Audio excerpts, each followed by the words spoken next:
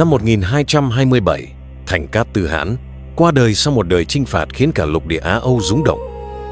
Nhưng cái chết của ông không làm đế chế Mông Cổ suy yếu, trái lại, dưới bàn tay sắt của người kế vị, Hoa Khoát Đài, con trai thứ ba của vị đại hãn lừng danh, cỗ máy chiến tranh ấy càng trở nên hung bạo và tàn nhẫn hơn. Hoa Khoát Đài không chỉ kế thừa quyền lực từ phụ thân, mà còn đẩy biên cương đế chế vượt khỏi mọi giới hạn. Dưới thời ông, vó ngựa Mông Cổ vượt sông Hoàng Hà, diệt Tây Hà, nghiền nát Kim Quốc. Phía Tây, châu Âu Trung Cổ bàng hoàng khi Ba Lan, Hungary, Bulgaria lần lượt sụp đổ.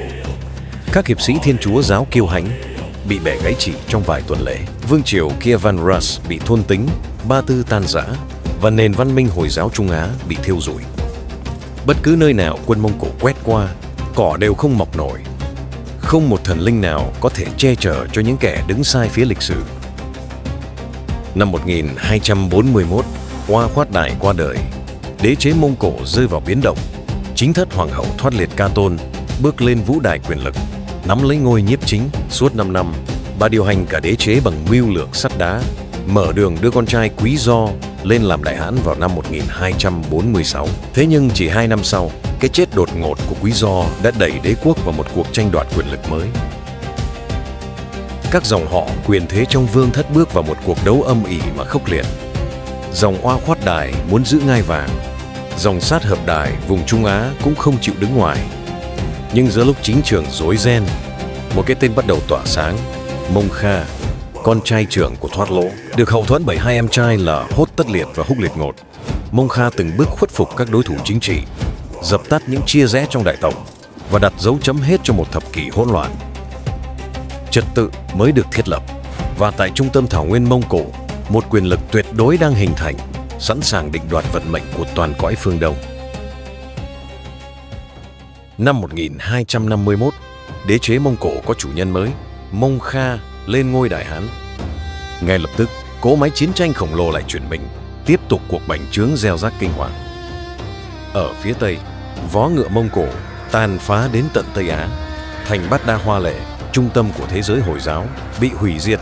Dòng sông Tigris vốn trong xanh bỗng hóa thành một màu đen kịt, không phải vì máu, mà vì mực của hơn 100.000 quyển sách vô giá bị ném xuống, chôn vùi vĩnh viễn tri thức của cả một nền văn minh.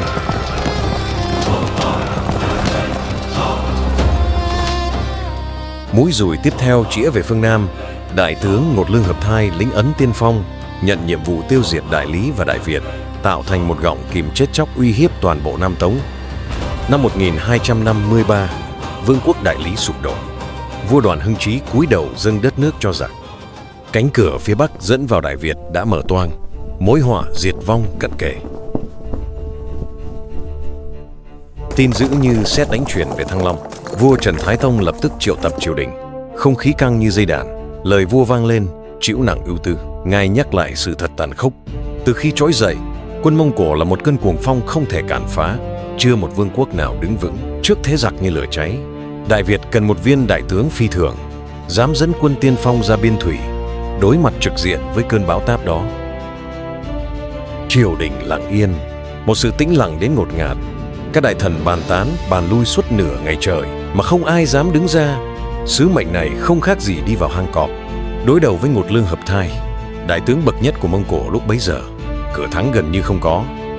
Nguy cơ một đi không trở về là quá lớn. Vận mệnh đất nước như chỉ mảnh treo chuông. Giữa lúc bế tắc, một bóng người bước vào điện. Cả triều đình đang xôn xao bỗng tĩnh bặt. Tất cả văn võ đồng loạt đứng dậy, cung kính cúi chào Thái sư Trần Thủ Độ. Bỏ qua cơn ốm nặng, ông đáp lại lời nhà vua bằng một khí phách hiên ngang, khẳng định rằng dù thân già có hấp hối cũng phải bật dậy khi giang sơn lâm nguy. Lời nói đanh thép của vị lão thần hơn 60 tuổi đã thổi bùng ngọn lửa quyết tâm trong lòng bá quan. Rồi ông tâu lên xin đề cử một người. Đó chính là Trần Quốc Tuấn, con trai của An Sinh Vương Trần Liễu. Một số đại thần xôn xao nhắc lại chuyện Quốc Tuấn từng cản rỡ cướp dâu trong ngày công chúa thành hôn, cho rằng tính cách ấy quá mức liều lĩnh. Nhưng Thái sư Trần Thủ Độ đã đập tan sự do dự ấy bằng một lập luận sắc bén. Ông khẳng định hành động năm xưa cho thấy Quốc Tuấn là người dám nghĩ dám làm, có ý chí kiên định. Một khi đã nhắm tới mục tiêu thì sẽ lao tới như một mũi tên. Và một vị tướng tiên phong đối mặt với Từ Điện cần phải có khí phách như vậy. Sự quả quyết của vị lão thần đã xua tan mọi do dự. Vua Thái Tông vui mừng hạ lệnh, chiếu chỉ được ban ra, triệu Trần Quốc Tuấn vào triều. Trước toàn thể triều đình, nhà vua chính thức phong cho người anh hùng trẻ tuổi làm đại tướng quân, thống lĩnh 2 vạn binh mã, lập tức lên đường ra biên cương nghênh địch. Trần Quốc Tuấn nhận lấy bảo kiếm và binh phủ, gánh nặng non sông giờ đây đặt cả lên vai ngài. Phía trước là cơn bão táp Mông Cổ, sau lưng là kinh thành Thăng Long và vận mệnh Đại Việt. Chuyến đi này sẽ mở đầu cho một huyền thoại về hưng đạo đại vương Trần Quốc Tuấn.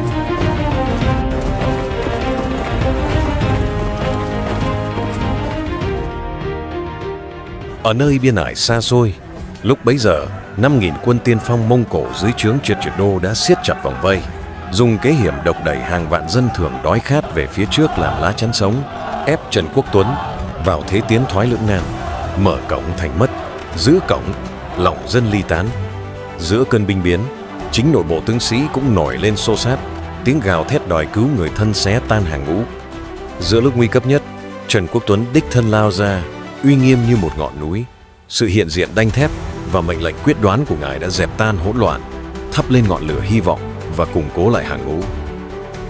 Một kế sách táo bạo được thi hành, cửa thành rộng mở, nhưng bên trong chỉ là một tòa thành trống rỗng với lương thảo mời gọi. Khi quân Mông Cổ tham tàn vừa tràn vào, 2 cánh quân Đại Việt từ sau núi đã vòng ra sau tập kích. Trận đánh chớp nhoáng đã phá tan hậu doanh, đẩy lùi quân giặc, giành một thắng lợi vang dội nơi biên thùy, khẳng định uy thế và tài thao lược của vị chủ tướng.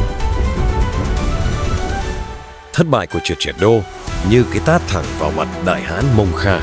Cơn thịnh nộ của gã bạo chúa đã châm ngòi cho một cuộc xâm lược mới tàn khốc hơn. Đích thân Ngột Lương Hợp Thai làm chủ soái, thống lĩnh 2 vạn kỵ binh thảo nguyên tinh nhuệ, mang theo các đại tướng dày dạn trận mạc là A Chuật, Triệt Triệt Đô và Phò Mã Hoài Đô, cùng hàng binh đại lý là đoàn Hưng Trí với hơn 1 vạn quân trợ chiến. Tin tức truyền về Thăng Long gây chấn động, triều đình chia rẽ, nhiều tiếng nói run sợ nghiêng về hòa đàm để tránh họa đao binh. Giữa những lời bàn lùi, vua Trần Thái Tông đã thể hiện ý chí sắt đá của một đấng quân vương, kiên quyết không chấp nhận bất cứ điều kiện nào làm tổn hại đến danh dự quốc gia hay sinh mạng của dân chúng. Thái sư Trần Thủ Độ cũng chung một lòng, củng cố thêm quyết tâm chiến đấu. Từ đó, một khí thế sục sôi bao trùm khắp cung điện, hợp thành ý chí sắt đá của cả một dân tộc, quyết chiến đến cùng. Nhận mật thư từ nhà vua với chủ trương bảo toàn lực lượng, Trần Quốc Tuấn rơi vào trầm tư. Các tướng sĩ không cam lòng khi nhuệ khí đang dâng cao. Chính trong đêm đông lạnh giá, bên bàn cờ thế sự, Lão Bộc, người gia nhân giả, đã lặng lẽ xuất hiện. Bằng những nước cờ thâm sâu, người gia nhân ấy đã chỉ ra cho vị chủ tướng một chân lý: việc tránh né mũi nhọn của địch không phải là lùi bước, mà là để tìm một vị thế thuận lợi hơn, chờ thời cơ để phản công hiệu quả nhất. Trần Quốc Tuấn bừng tỉnh, kế hoạch vườn không nhà trống vĩ đại được triển khai. Quân đội hòa vào nhân dân, vừa bảo vệ dân chúng sơ tán, vừa thực hiện tiêu thổ kháng chiến, biến cả non sông Đại Việt thành một cái bẫy khổng lồ. Khi đại quân đã rút lui an toàn, Trần Quốc Tuấn ngoảnh lại, chỉ thấy nơi cửa ải là một biển lửa ngút trời. Giữa biển lửa ấy, Lão Bộc trong bộ giáp cứng, tay cầm ngọn giáo, đứng sừng sững trên thành lầu, một mình đối mặt với hàng vạn quân Mông Cổ đang tràn tới như sóng thần. Không một lời trăng trối, chỉ có hành động hiên ngang. Bóng hình nhỏ bé ấy đã lao thẳng vào biển người của quân thù như một vì sao băng rực sáng lần cuối cùng, rồi tan biến vào cõi vĩnh hằng. Nơi xa, Trần Quốc Tuấn chạnh lòng xuống ngựa, kính cẩn quỳ bái về phía ngọn lửa đang cháy rực. Ngài tiễn biệt một linh hồn bất tử đã dùng thân mình để thắp lên ngọn đuốc khai màn cho cuộc kháng chiến thần thánh của dân tộc. Tháng 1 năm 1258, như một cơn bão táp, đạo quân xâm lược hùng hậu với 3 vạn kỵ binh thiện chiến nhất thế giới lúc bấy giờ, dưới sự chỉ huy của những tướng lĩnh lão luyện như Ngột Lương Hợp Thai, A Chuật, Triệt Triệt Đô và Phò Mã Hoài Đô, đã tràn vào lãnh thổ Đại Việt, mang theo nỗi kinh hoàng và tham vọng chinh phục tiến về Thăng Long. Trước hỏa xâm lăng, vua Trần Thái Tông, thân chinh đốc xuất 6 đạo cấm quân, cùng binh mã từ khắp kinh sư, bày trận đồ trùng điệp tại cánh đồng Bình Lệ Nguyên, nay thuộc tỉnh Vĩnh Phúc, quyết chiến một trận sống mái với kẻ thù. 8 vạn hùng binh, hàng ngàn kỵ sĩ và đặc biệt 100 thớt voi chiến dũng mãnh, biểu tượng sức mạnh vô địch và niềm kiêu hãnh của phương Nam, đã sẵn sàng nghênh chiến. Sáng hôm ấy, sương răng mờ mịt, nhưng khí thế quân sĩ ngút trời. Vua mặc giáp vàng, bảo kiếm sáng lóa, dáng vẻ uy dũng phi phàm, mắt rồng mày hổ đi khắp trận địa, khích lệ tướng sĩ quyết tâm bảo vệ non sông gấm vóc. Lúc này, mật thư từ Trần Quốc Tuấn được dâng lên, tin báo rằng từ Biên Nải đến Bạch Hạc, dân chúng đã được di tản, lương thảo được chôn giấu hoặc đốt sạch, không để lọt vào tay giặc. Trong thư còn miêu tả chi tiết các tướng lĩnh Mông Cổ. Ngột Lương Hợp Thai dày dặn kinh nghiệm, triệt triệt đô ngang tàng liều lĩnh, A Chuột thiên tài kỵ binh và Phò Mã Hoài Đô cung tiễn siêu phàm. Tuy nhiên, lời dặn dò quan trọng nhất của Trần Quốc Tuấn phải hết sức cân nhắc khi dùng tượng binh nghênh chiến, vì quân Mông Cổ có tài cung tiễn siêu phàm, biết triệt để khai thác điểm yếu của voi, đã không được lưu tâm. Ngày 17 tháng Giêng năm 1258, đại quân Mông Cổ ầm ầm kéo đến. Ngột Lương Hợp Thai chỉ huy trung quân, A Chuột và Hoài Đô thống lĩnh hai cánh kỵ binh tinh nhuệ. Ngột Lương Hợp Thai không khỏi kinh ngạc trước sự dũng cảm của quân dân Đại Việt, dám bày binh giữa đồng để nghênh chiến. Y hạ lệnh cho Triệt Triệt Đô vượt sông, cướp hết thuyền bè của quân Trần, cắt đường lui của họ. Triệt Triệt Đô dẫn 5.000 quân tiên phong vượt sông, ý đồ cắt đứt đường lui của quân Đại Việt, nhưng đã vấp phải sự kháng cự mạnh mẽ. Vua Trần Thái Tông tuốt gươm hạ lệnh, tự binh xuất kích. 100 thớt voi chiến đồng loạt tiến lên, tạo nên cơn địa chấn chuyển động đất trời. Voi quật ngã ngựa, tung kẻ địch lên không trung, sức mạnh vô địch thiên hạ. Nhưng A Chuột với tài thao lược của mình đã dụ voi ra cánh đồng trống trải, rồi chia quân thành nhiều nhóm nhỏ, dùng cung tiễn bắn vào mắt voi. Đau đớn, voi quay đầu dẫn đạp chính quân ta. Ngột Lương Hợp Thai dốc toàn bộ binh mã tấn công, đội hình quân Trần chấn động, tan vỡ. Đạn tiễn bay như mưa, kẻ từ trận, người bỏ chạy, thảm cảnh vô cùng.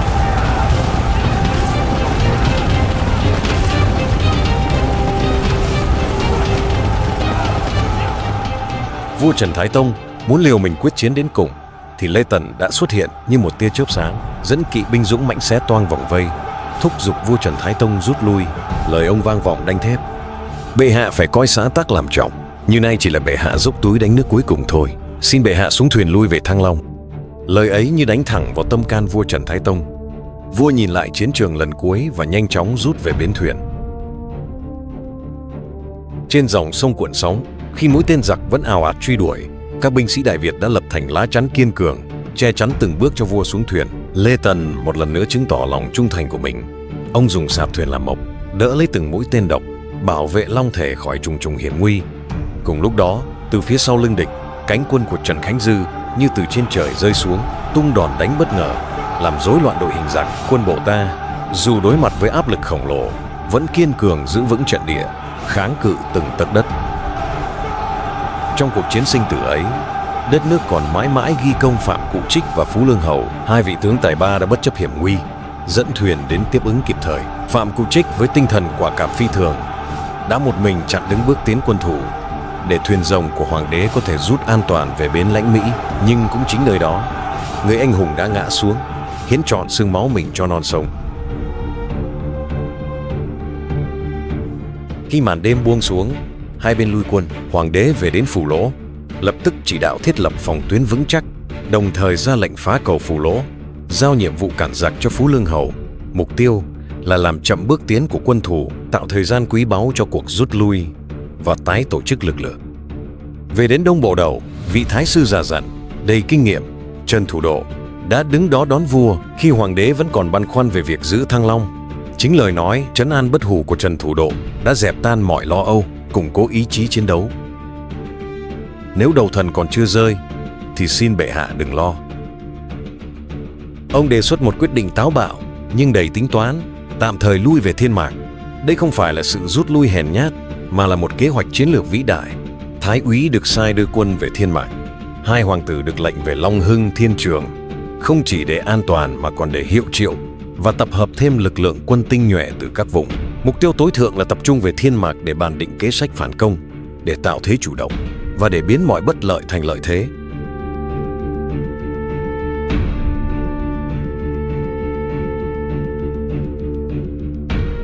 Tại Thiên Mạc, vua gặp Thái úy Trần Nhật Hiệu. Khi được hỏi về kế sách phá giặc, Thái úy đã viết lên mạn thuyền hai chữ: nhập tống. Vua hơi tức giận về câu trả lời này. Vua hỏi tiếp về quân Tinh Cương đang ở nơi nào. Trần Nhật Hiệu lý nhí trả lời: Gọi không đến, vua tức giận, lập tức đi đến trại Thái Sư và triệu tập các tướng bàn kế chống giặc.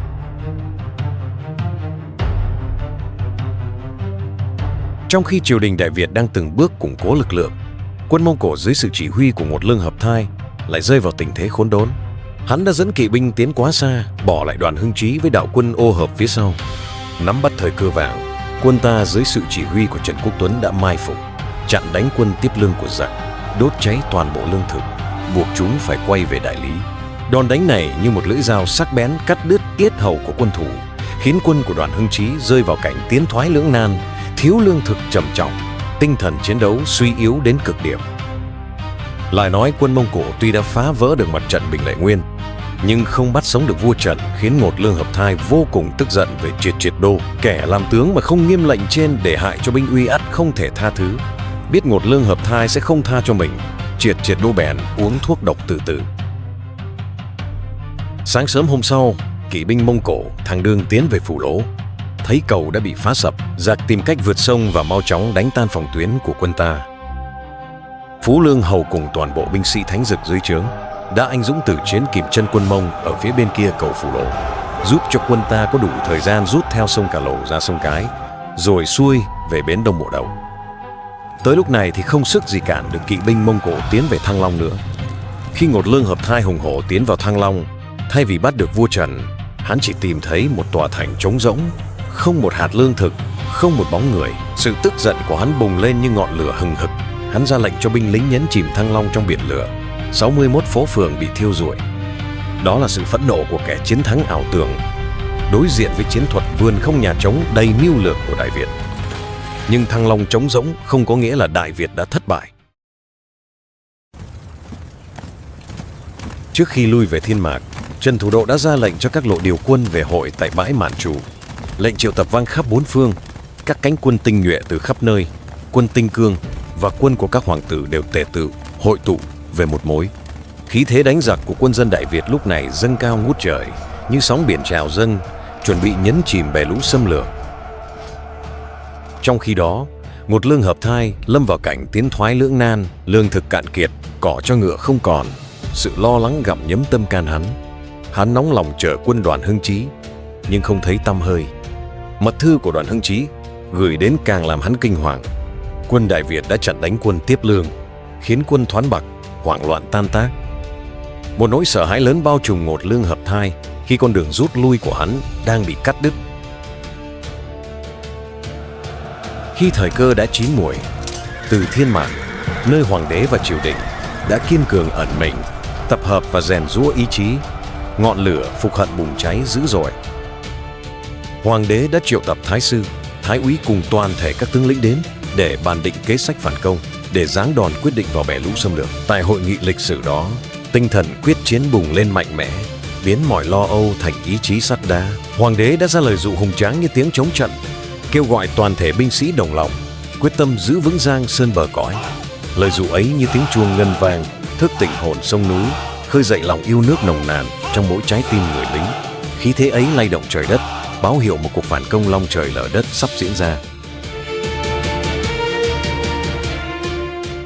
Tham gia trận đánh quyết định này, bên cạnh vua Trần Thái Tông và thái tử Trần Hoàng, là những tướng lĩnh tài ba, kiệt xuất như thái sư Trần Thủ Độ, Trần Quang Khải, Trần Khánh Dư, tướng Lê Tần, gần 4 vạn quân tinh nhuệ, bao gồm bộ binh, thủy binh và tượng binh, kỵ binh, đã sẵn sàng cho trận chiến sinh tử.